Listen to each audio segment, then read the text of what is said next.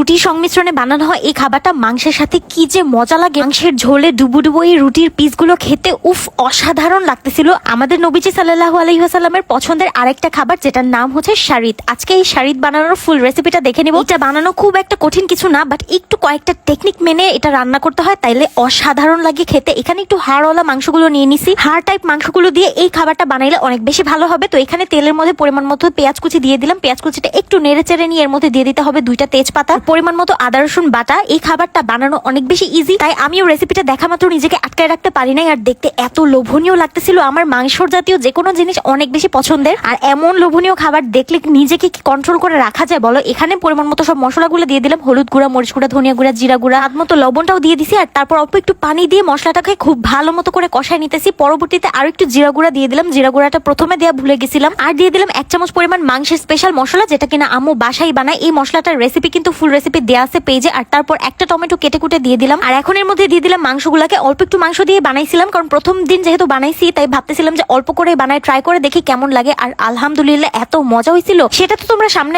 দেখবাই। তো এখানে মাংসটাকে ভালো মতো একটু মিক্স টিক্স করে নিয়ে ঢাকা দিয়ে রেখে দিছিল আম্মু। আর তারপর মাংসগুলো যখন এই পর্যায়ে একটু রান্না রান্না হওয়া শুরু হয়ে গেছে, তখন আম্মু এটাকে আরেকটু নেড়ে চেড়ে এর মধ্যে বেশি করে পানি দিয়ে দিবে। মানে ঝোলটা এই তরকারি অনেক বেশি ঝোল ঝোল হবে, এই ব্যাপারটা মাথায় রেখেই কিন্তু পানিটা দিবেন। আমরা বেশি করেই পানিটা দিয়ে দিছি। আর এখন এটাকে ঢাকনা দিয়ে রেখে দিছি ভালো মতো মাংসটা সেদ্ধ হোক। এই ফাঁকে আমরা রুটি নিয়ে চলে আসলাম। এগুলো নর্মাল আটার রুটি, কিন্তু ঠান্ডা পানি দিয়ে কাই করা হয়েছিল। ঠান্ডা পানি দিয়ে কাই করলে খুব শক্ত শক্ত হয় রুটিগুলা, এভাবে করলে অনেক বেশি সুন্দর লাগে। আর একটু মোটা মোটা করে বেলছিলাম রুটিগুলাকে। শারিত বানাইতে চাইলে এই দিকটা মাথায় রাখবেন, রুটিগুলো যাতে একটু মোটা মোটা হয়। আর এরকম ঠান্ডা পানি দিয়ে কাই করে নেবেন, তাহলে রুটিগুলো শক্ত শক্ত হবে। এটাকে জাস্ট সেকে নিছি হালকা করে। আমরা আসলে করছিলাম কি, আগে থেকে রুটিগুলোকে বেলে হালকা করে আম্মু সেকা দিয়ে উঠায় রেখে দিছিল। আর তারপর শারিত বানানোর জন্য রুটিগুলোকে বের করে নিয়ে আসছি আর পুরোপুরি ভেজে নিছি, মানে সেকে নিছি পুরোপুরি। আর এখানে 3টা রুটি লাগবে, এর বেশি রুটি আমাদের তো তরকারির মধ্যে লাগে নাই, যেহেতু তরকারিটাই অল্প করে বানাইছিলাম। তো এগুলোকে এখন ছোট ছোট পিস করে কেটে নিতে হবে। মানে আমি যেটা করছি, একটা রুটির 8টা পিস করছি, ওইভাবে 3টা রুটির 24টা পিস হয়ে গেল আর কি। এরকম করে আমরা পিস পিস করে নিছি। আর এভাবে পিস করলে দেখতে অনেক বেশি সুন্দর লাগতেছিল আর খেতেও ভালো লাগে। আমাদের নবীজি সাল্লাল্লাহু আলাইহি ওয়াসাল্লামের পছন্দের একটা খাবার। আমি অনেক আগেই শুনছিলাম শারিতের ব্যাপারে, কিন্তু তখন বানাবো বানাবো করে আর বানানো হয় নাই। আর আজকে বানাই নিলাম ফাইনালি। আর বানানোর প্রসেসিংটা তো আপনারা দেখতেছেন অনেক বেশি ইজি। তো এখানে রুটিগুলো কাটাকাটি শেষ হয়ে গেছে, আর এতক্ষণ আমাদের মাংসটা কিন্তু মোটামুটি সেদ্ধ হয়ে গেছে। শারিত বানানোর জন্য জাস্ট মাংসটা সেদ্ধ হওয়াই জরুরি। এটার পানি আর শুকাইতে হবে না, একদম ঘন ঘন করার কোনো দরকারই নাই। এটা থাকবে একদম ঝোল ঝোল। এই পাতলা ঝোলের মধ্যে এখন এই রুটির পিসগুলোকে ডুবাই দিতে হবে। মানে দেখলেন তো ভিডিওর শুরুতে যেভাবে আমি